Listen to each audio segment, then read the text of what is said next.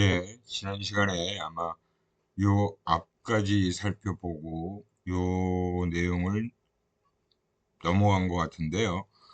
이 기본적으로 이 무의식적인 갈등이라는 내용도 우리가 정상적인 일상적인 생활에서의 실수를 했다라고 하는 부분도 사실은 어떻게 보면 마음속에서 무의식적으로 별로 하기 싫은 일이었던 거죠. 그래서 보면 뭐 예를 들어서 붙여지지 않은 편지다라는 것은 예전에 이제 뭐 편지 같은 거를 쓸 일이 있을 때 편지를 써놓고 붙이지를 않은 거예요.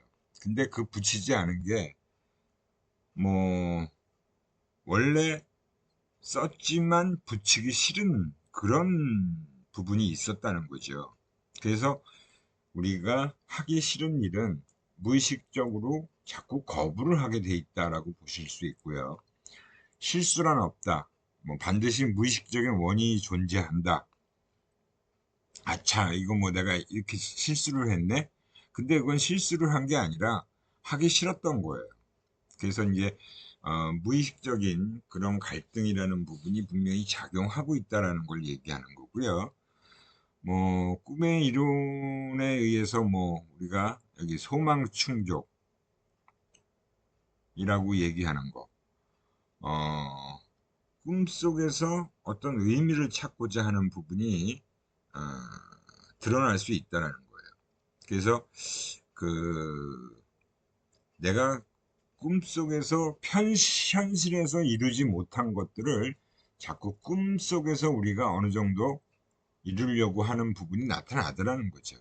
그래서 욕망의 검열이다라고 하는 걸 상징적 위장으로 포장한다. 그래서 외연적 꿈, 그리고 잠재적 꿈, 실제 꿈의 내용, 그리고 꿈의 내용을 통해서 어떤 의미를 확인해 볼 수 있는 그런 부분이다라고 얘기할 수 있고요.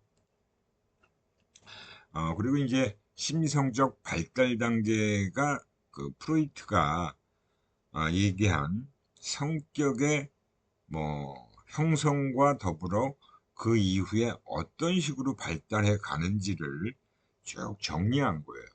그래서 이 심성적 발달 단계와 관련된 내용이 어떻게 보면 프로이트가 정리한 그 성격 이론의 가장 핵심적인 내용이다라고 볼 수 있죠. 그래서 이 심리 성적인 발달 단계라고 붙인 거예요. 어떻게 보면 그냥 성격이 발달하게 된 단계를 얘기해 주는 건데 심리 성적 발달 단계다라고 얘기하는 것은 이 성본능이라는 것이 인생 과정에서 어떻게 보면 가장 어, 핵심적인 요인으로 작용하고 있다라는 걸 얘기한다라고 보실 수 있죠. 그래서 이 어린 시절의 감정적 사건이라는 게 바로 유사성적인 충동을 포함하고 있다. 나도 모르게 무의식적으로 어떤 행위를 한 부분이 바로 유사성적인 충동과 관련되어 있다는 거고요. 현재 나타나고 있는 그런 행동들, 현재 내 무의식 속에서 자꾸 꿈틀거리고 있는 게 바로 다 어린 시절의 경험으로 인해서 나타나는 거다라고 볼 수 있고, 뭐 상대적 중요성의 변화라는 것은 성격의 고착 형상이에요. 그래서 그 어린 시기에 하고 싶었던 일을 하지 못했을 때, 그게 그냥 그대로 굳어져서 무의식 속에 잠재되어 있는 거죠. 그래서 고착이다라고 얘기를 하는 겁니다. 하지만 그게 성인이 돼서 언젠가는 그게 다시 꿈틀거리고 작용을 할 수 있다라는 걸 얘기하는 거죠. 뭐 성적인 본능뿐만이 아니라 모든 감각적 쾌락의 갈망이다. 우리 인간이 가지고 있는 어떻게 보면 가장 기본적인 본능이다라고 볼 수 있고요. 그래서 프로이트는 이 성본능의 에너지를 리비도라고 얘기를 하고 있습니다. 리비도가 쾌락 추구의 경향성을 얘기하는 거고요. 리비도의 위치에 따라서 사실은 변화가 생길 수 있어요. 그리고 쾌락은 촉감에 민감한 부위가 자극받을 때 우리가 경험을 하게 된다라고 하는 겁니다. 그래서 이제 두 가지 중요한 개념이 있죠. 고착과 퇴행이에요. 고착은 그 어린 시절의 어떤 시점에서의 부분적이거나 완전한 정지입니다. 완전히 그러니까 다 충족시키지 못했을 때 그런 것들이 부분적으로 아니면 완전히 고착돼 있다라고 얘기를 하는 거예요. 그리고 퇴행이라는 것은 심리적인 스트레스를 겪은 후에 자신이 가장 만족스러웠던 시기로의 후퇴입니다. 그 예전에 어렸을 때 내가 어떤 경험을 하고 스트레스를 겪은 후에 만족스러워한 부분이 분명히 있을 거예요. 그 시기로 자꾸 되돌아가고 싶은 생각이 드는 거죠. 그래서 그걸 퇴행이라고 합니다. 그래서 이 발달 단계를 한 4단계로 구분해서 얘기를 하고 있죠. 그래서 맨 처음 시기를 구승기, 모랄 스테이지라고 하고 구강 단계라고 얘기를 합니다. 본능적 생활의 가장 초기 단계고 한 18개월 정도까지의 시기를 얘기합니다. 리비도적 만족의 주 근원이 섭식과 그 기능에 연결된 기관이 바로 입과 혀, 입술이지요. 그래서 이 입과 혀, 입술에 만족의 근원이 되어 있는 거예요. 그러다 보니까 이 구강기라고 얘기를 하는 거죠. 입과 관련된 입 주변, 혀와 입술이 해당 기관이라고 볼 수 있고, 이 구승기의 성격은 좀 극단적일 수가 있어요.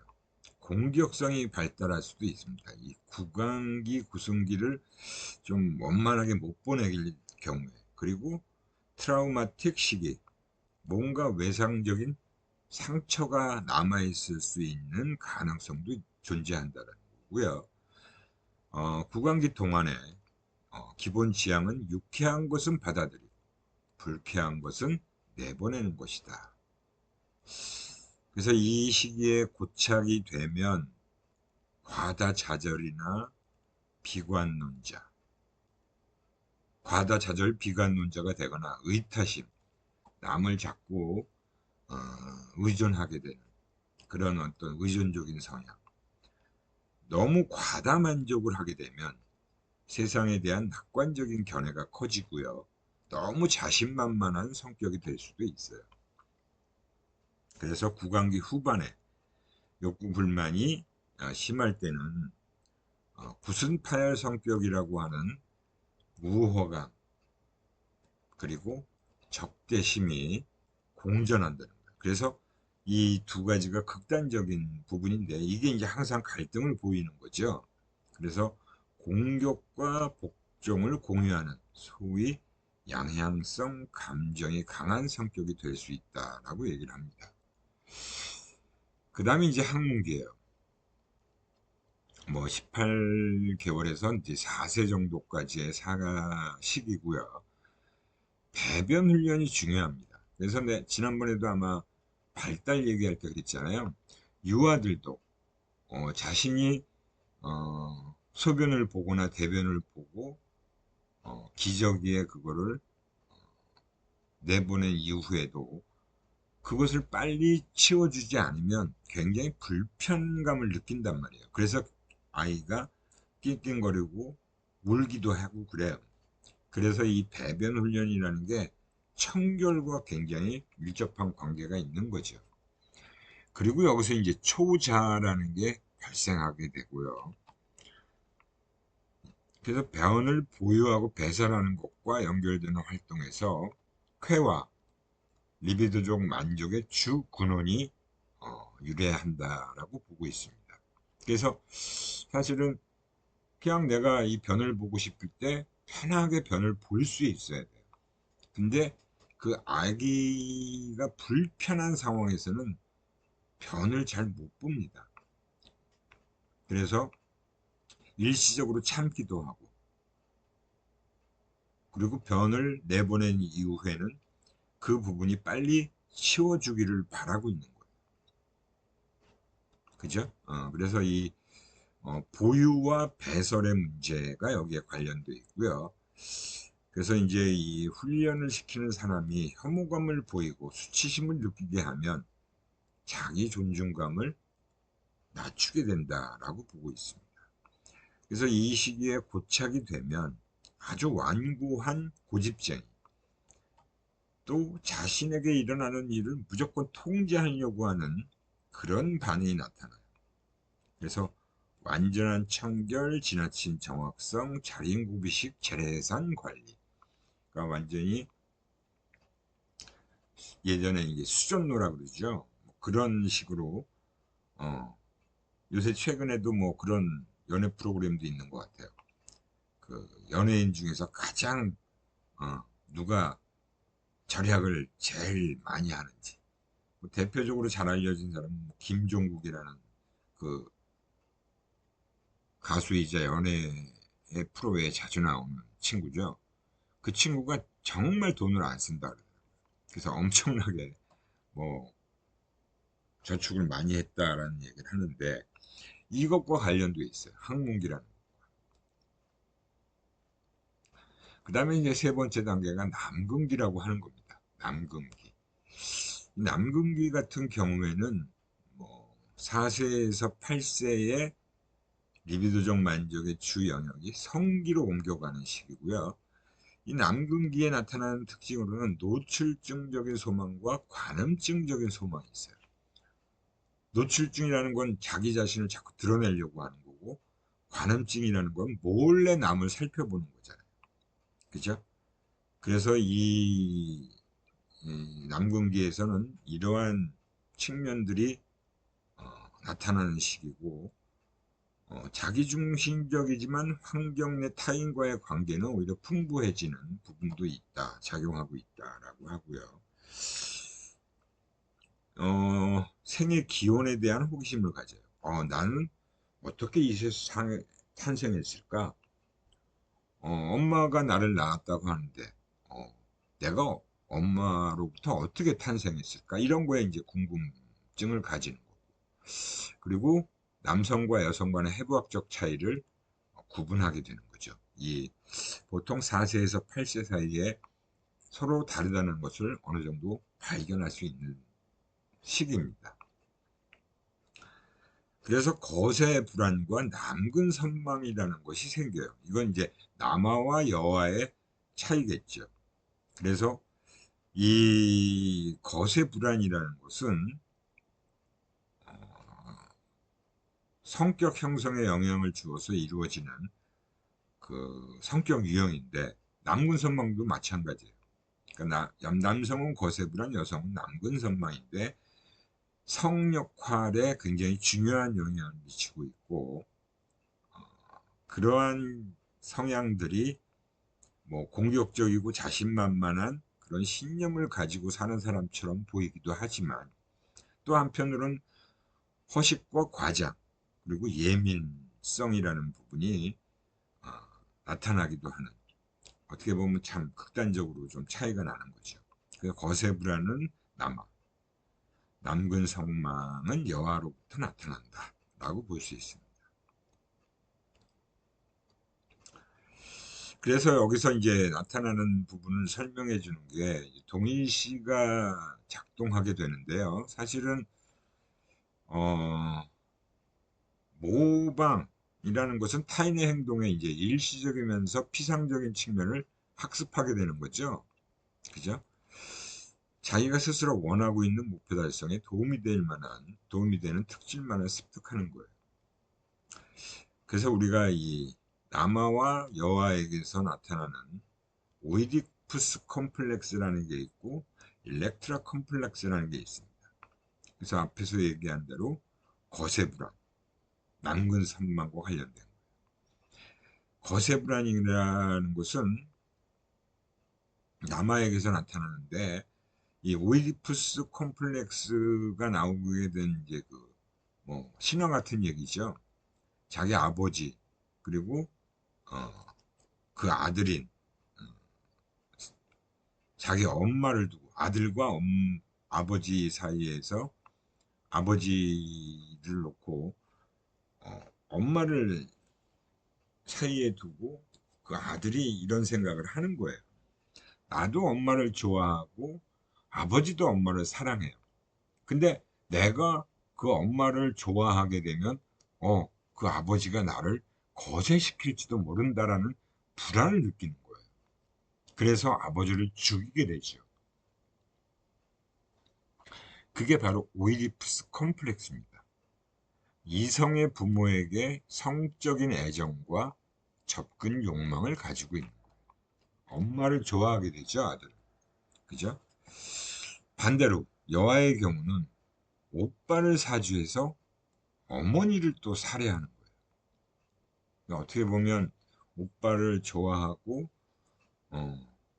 그 어머니가 또 오빠를 굉장히 좋아할 거 아니에요. 아들이니까. 그죠? 그러니까 나도 오빠를 좋아하는데 어머니가 오빠를 너무나 사랑하고 있으니까 그 여아 입장에서는 그게 못마땅했던 거죠. 그래서 아무튼 어머니를 살해한 그런 주인공이 바로 일렉트라 컴플렉스의 주인공으로 나옵니다.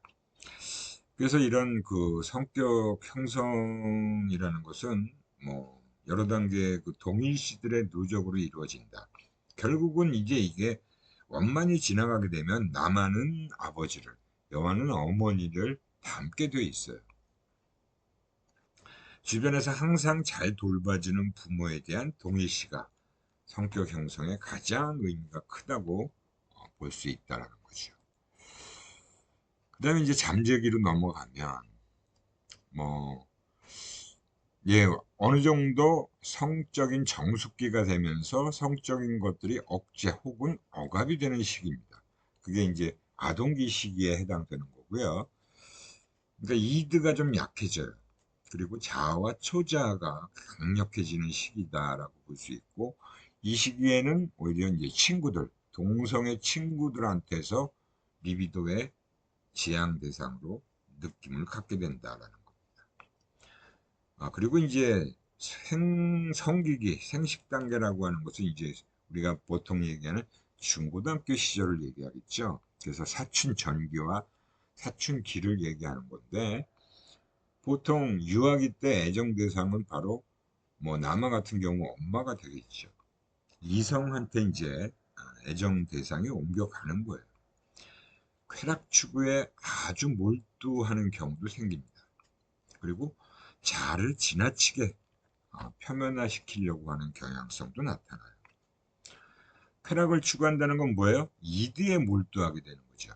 그래서 공격성이나 야수성, 범죄 행동도 굉장히 왕성해지는 시기라고 볼 수 있고요.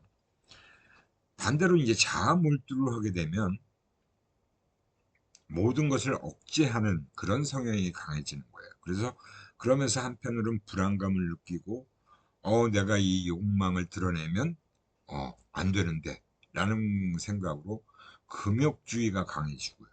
그리고 나는 그런 욕구에 흔들리지 않아 하면서 겉으로는 아주 지성인처럼 보이고 싶은 지성화의 성격이 강해진다는 거죠. 그래서 이들을 억제하고 자아를 방어하려고 애쓰는 경향도 나타날 수 있다라고 보는 겁니다. 그리고 이제 사춘기에 들어가면 뭐 어느 정도 성적 성숙이 이루어지면서 조금 더 세련된 성격으로 표현이 된다.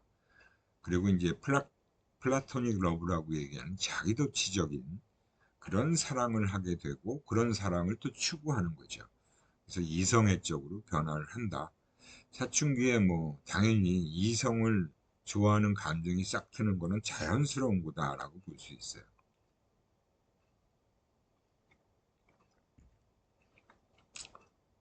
뭐 초등학교 시절이나 중고등학교 시절에 이성 친구에 대한 그런 짝사랑 이런 거 한 번 안 해본 사람 있을까요? 저도 그런 이성 친구에 대해서 짝사랑 같은 걸로 해봤어요.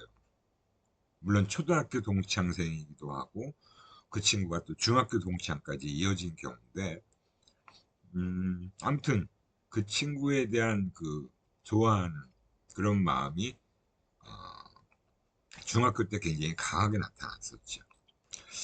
아무튼 이런 부분들이 이제 성인이 되면 어느 정도 성적 성숙으로 인해서 적합한 적절한 애정 생활을 영위하게 되고 또 성적인 충족감도 얻을 수 있습니다. 물론 그게 결혼이라는 걸 통해서 이루어지는 경우겠죠. 현실 생활에 적응하고 생활을 즐기고 발전시키는 그런 단계에 이를 수 있고요. 창조적 욕구가 강하고 자녀를 양육하고 성공적인 직업 활동을 해나가는 시기다라고 얘기를 합니다. 그래서 이제 우리가 이런 심리적 성적 발달 단계하고 성인의 성격 특성하고의 관계를 이렇게 쭉 살펴봤는데요. 이렇게 정리해 놓은 내용을 보면 구강기, 학문기, 이 남근기, 어렸을 때 유아기적 시절에 이런 성적 발달 단계와 그것이 확장되는 경우, 그리고 승화되는 경우, 반동 형성되는 경우로 다 이렇게 얘기를 하고 있습니다. 그래서 구강기에는 주로 뭐 흡연, 너무 많이 먹는 거, 다 입과 관련돼 있죠. 그리고 입맞춤, 구강 위생, 술 마시는 거, 껌 씹는 거. 그리고 이게 이제 구강기의 그런 성향들이, 본능들이 승화대에서 잘 표출이 되면 지식 추구나 유머, 재치, 뭐, 그 다음에 좀 반대로 비꼼, 뭐 이런 성향이 나타날 수 있고요. 반동 형성이라는 것은 너무 그게 억압되거나 그렇게 되는 거죠. 그래서 순수 언어주의자, 미식가, 어, 혀에 대한 부분이죠. 금주 운동가, 또 의를 싫어한다. 뭐 이런 식의 어, 특성들이 보이는 시기다. 그런 성인이 됐을 때 그런 것들이 나타난다. 뭐 학문기는 뭐 내장 운동에 관한 큰 관심, 외설적 농담, 음담패설이라고 하는 거죠. 또는 극심하게 지저분할 수도 있어요. 청결과 관련된 부분이죠.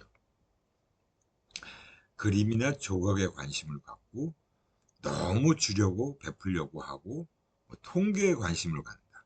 이것도 이제 어떻게 보면 승화 쪽으로 얘기를 하는 거고 반동 형성은 너무나 극심한 어, 혐오감을 가져요. 대변에 대해서. 그리고 먼지를 두려워한다. 그게 바로 이제 어떻게 보면 막 청결에 대한 예민함 때문에 그렇죠.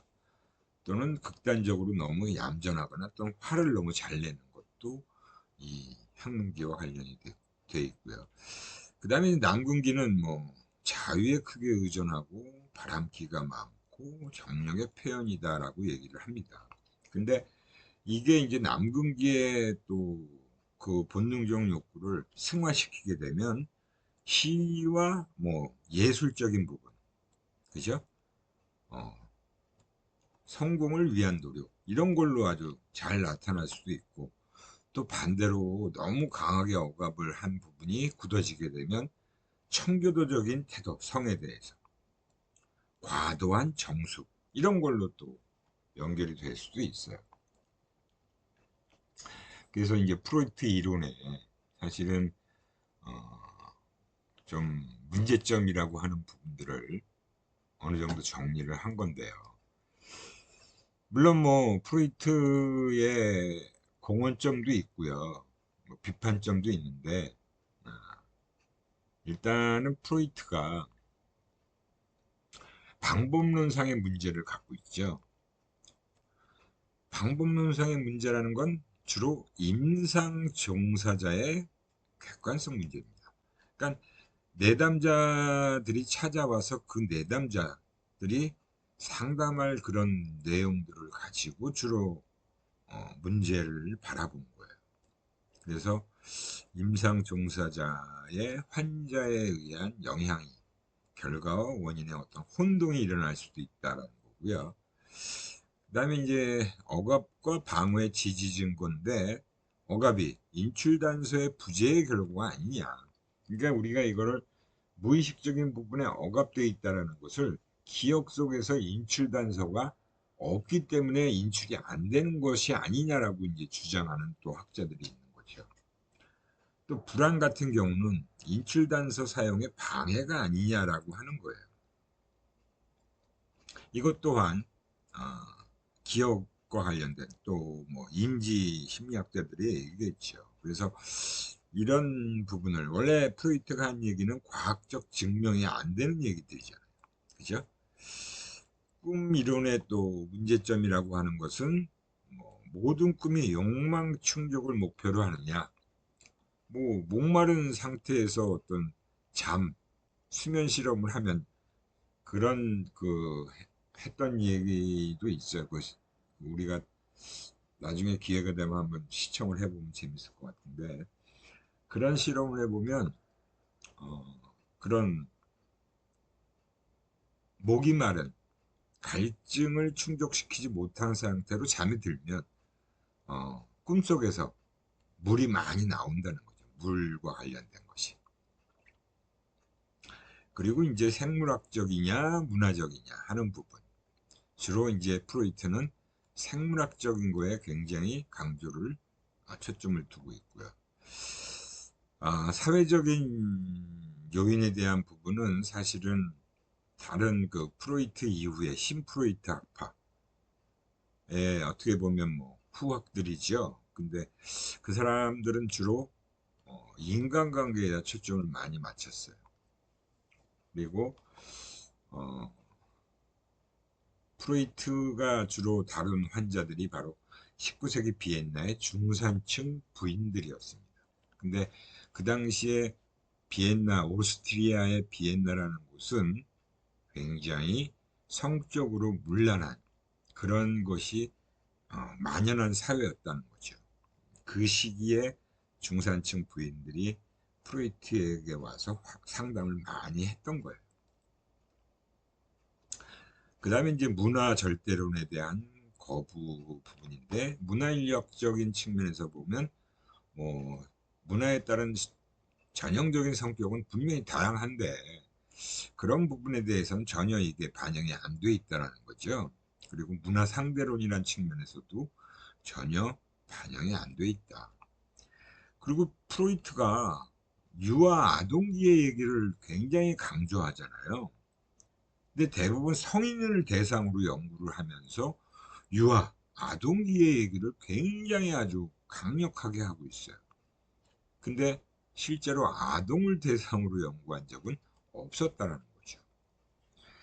그 다음에 이제 유아 성욕설, 오이디푸스 컴플렉스의 문제들은 이게 과연 보편적이냐 하는 문제에 대해서는 보편성이 없는 거다.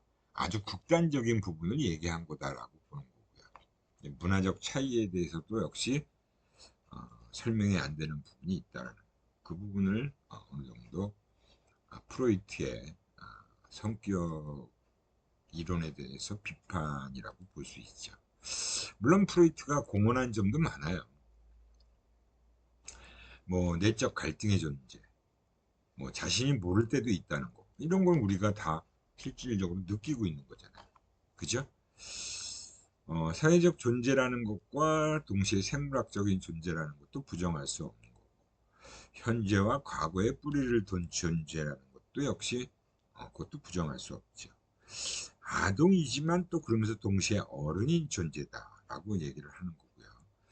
인간성 전체에 대한 설명으로 후대를 위한 그런 목표들을 좀 토대들을 마련해줬다. 그리고 인간이 합리적이 아니라 비합리성에 대한 이해를 하는데 역시 많은 시사점을 주고 있다. 그리고 생각하는 것은 감정과 당연히 얽혀 있다라는 거. 아이는 바로 어른의 아버지다. 그래서 아동 발달 연구에 관심을 증대시켰다라는 것도 공헌점이다라고 할 수 있습니다.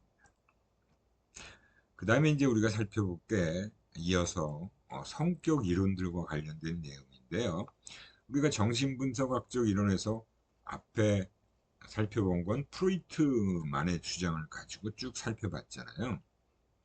그래서 여기서는 칼 융, 그 외의 정신분석학 이론가들에 대한 내용을 살펴보고 뭐 인본주의 성격 이론, 특성론 인데 아무튼 뭐 정신분석학적 이론들에 대한 부분을 보면 프로이트와 가장 또 대표할 수 있는 정신분석학적인 심리학자예요. 칼 융이라고 하는 사람이죠. 그래서 이 칼 융의 주장들을 보면 프로이트가 성적인 에너지와 원욕이라는 부분을 강조했는데 융은 모든 삶의 에너지를 얘기했어요. 성적 에너지만 얘기한 것이 아니고 그 다음에 자아의 강도와 활력의 원천이다라는 것을 또 강조를 했습니다.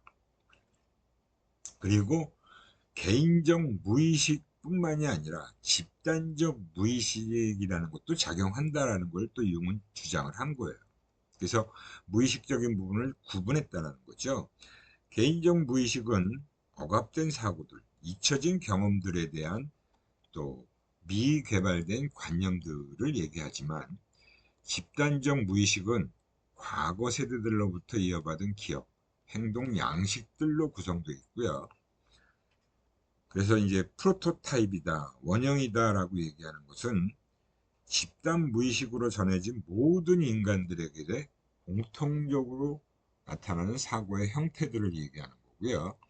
주로 신화라고 하는 신에 대한 상이나 상징, 원시 신화 등에서 찾아볼 수 있다라고 융은 주장을 하고 있습니다.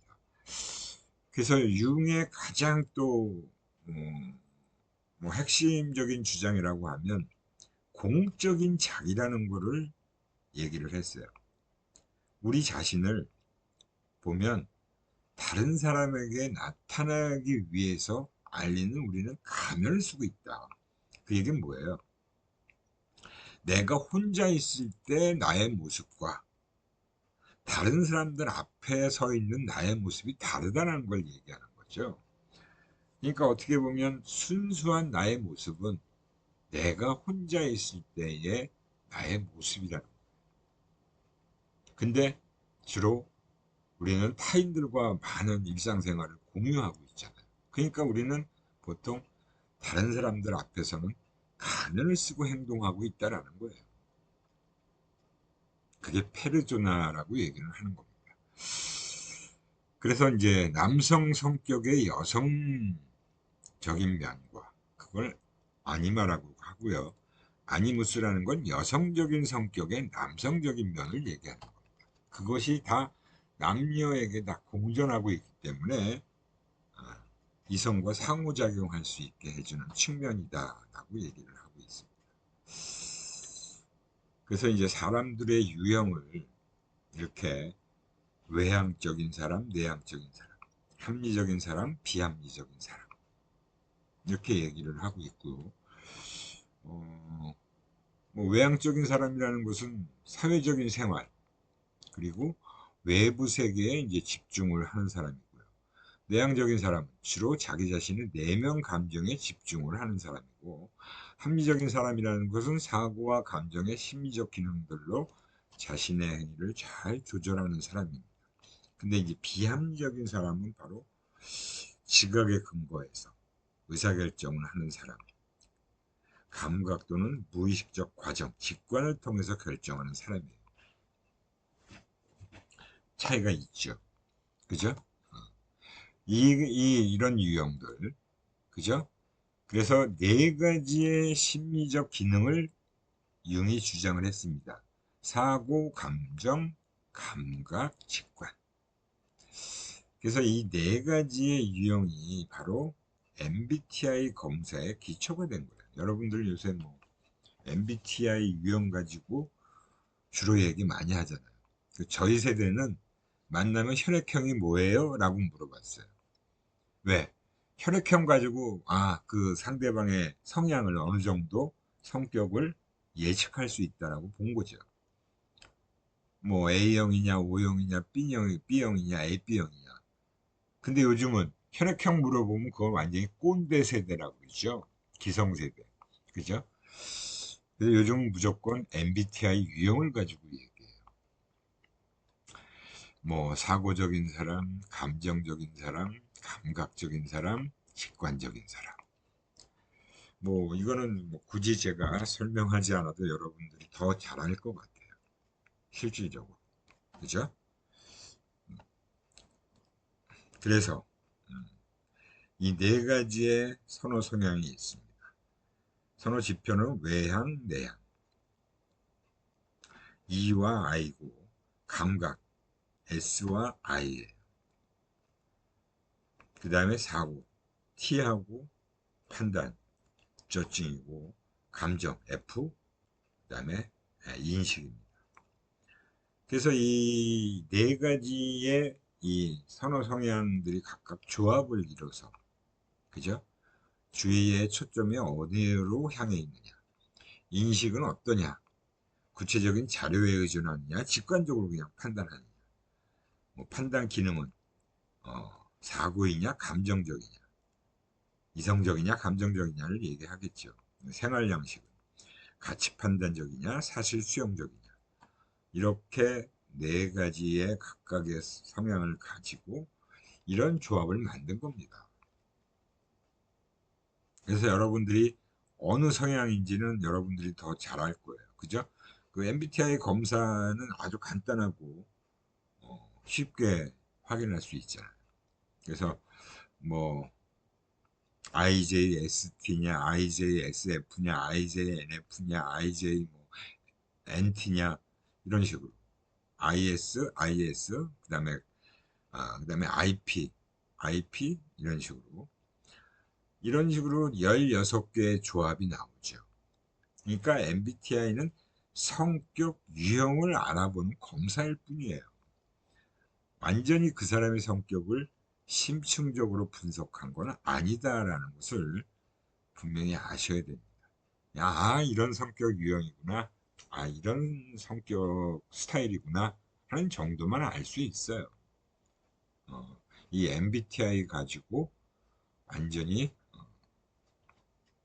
성격을 정확하게 파악하기는 어렵다라고 봐야겠죠. 그래서 이 프로이트와 융을 서로 이제 비교했을 때, 프로이트는 뭐 차이점이 바로 성적 본능을 강조했고 아동기 발달이 출발점이고요. 융은 합리적이며 정신적인 특성들에 중점을 뒀고 완전한 정신적 발달은 중년기 동안에 나타난다. 프로이트는 뭐 3살 때 성격이 완성된다 그랬고 유아기 때 경험한 것이 성격의 근본에 가장 크게 영향을 미치고 있다라고 얘기를 했잖아요. 성격의 뿌리를 역사적 연속선상에 이제 두고 있다. 그래서 이제 집단적 무의식이라는 게 바로 그런 측면이에요. 두 사람들은 끊임없이 자기 실현을 향해서 만들어 가고 있는 사람들이고 하나의 조화된 전체를 융합하는 방향으로 나아간다라고 주장을 한 겁니다. 프로이트와는 달리 과거 경험뿐만이 아니라 미래 지향적 입장을 가지고 목표 지향적인 인간의 측면을 이해하려고 하는 부분이 강하다라고 볼 수 있어요. 이게 융의 정신분석학적인 이론의 핵심이다라고 볼 수 있습니다.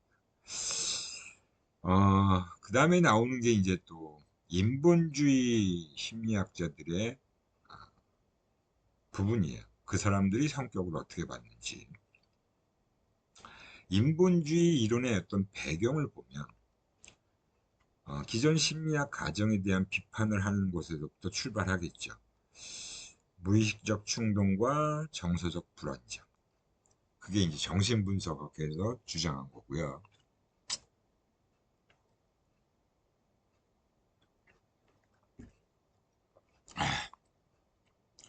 외적 영향에 의해서 결정된 자동 인형이다라는 거 행동주의 심리학자들이죠. 학습에 영향을 받는 거다.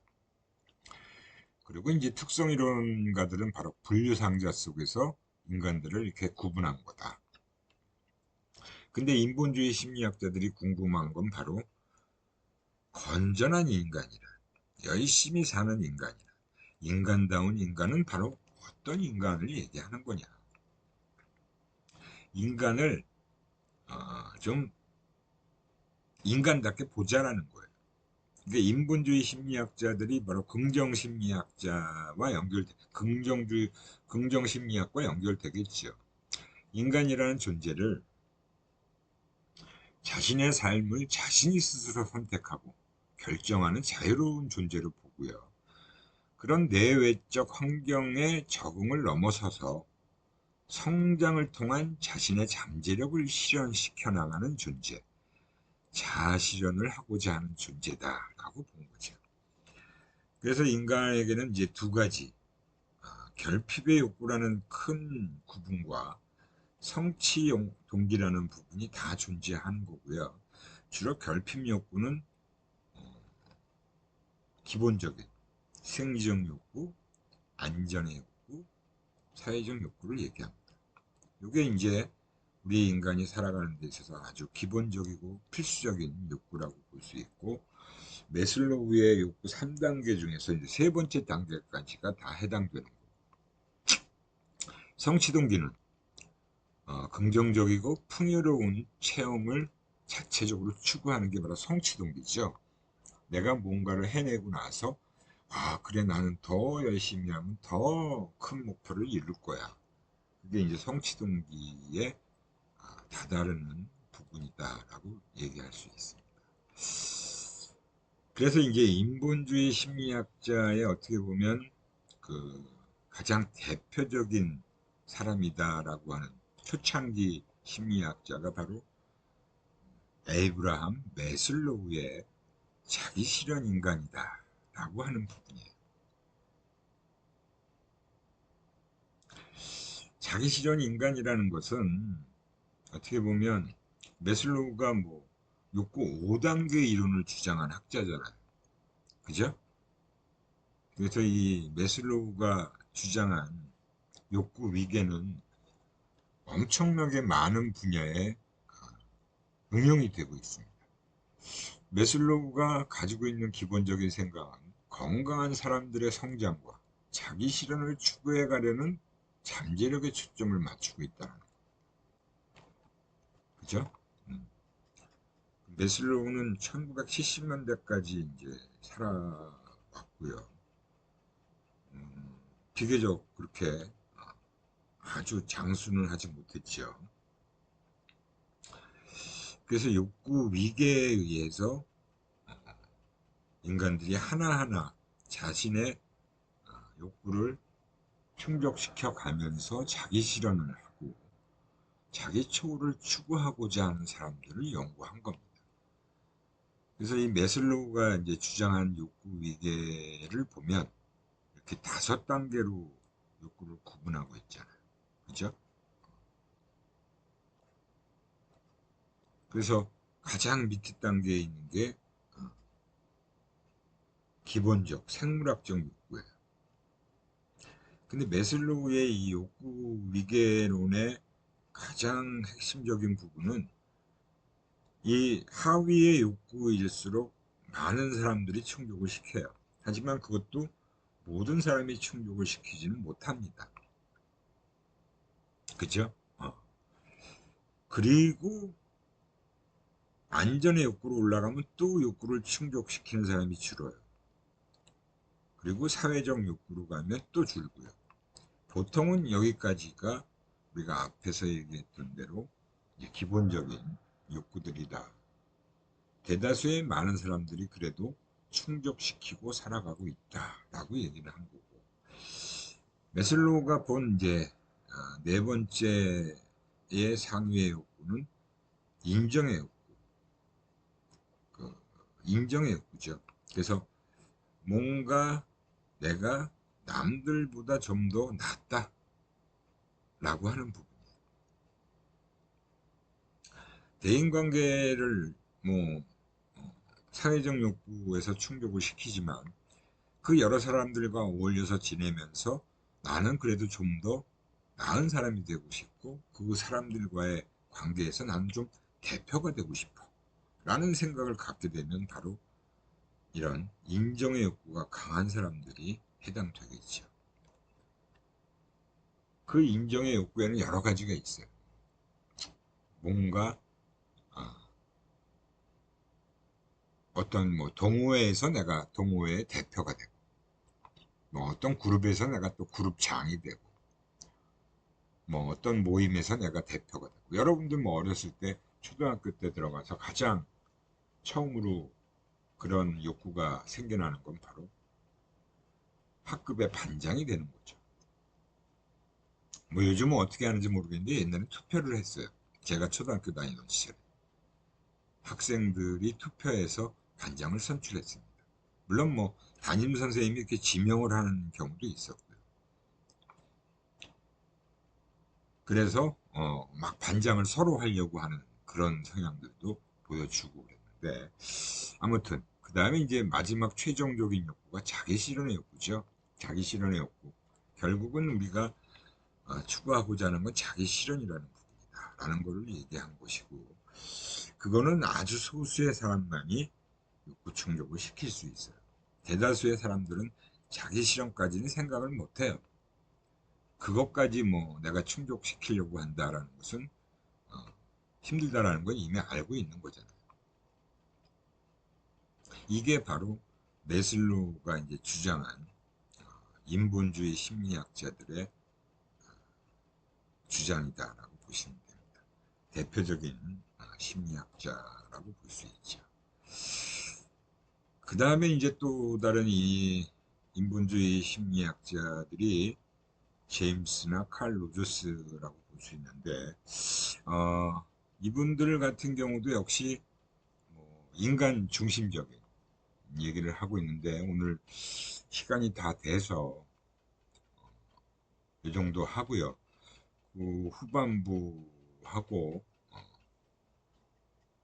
동기까지 이어서 다음 시간에 좀 살펴보도록 하겠습니다. 예, 여러분들 수고 많이 하셨고요. 좀 여러분들이 질문 코너에 질문 좀 올려주셨으면 좋겠어요. 이제 수업 시간에도 질문이 없는데 질문 코너에 질문을 좀 올려주시면 좋을 것 같습니다. 예, 이것으로 오늘 수업을 마치도록 할게요.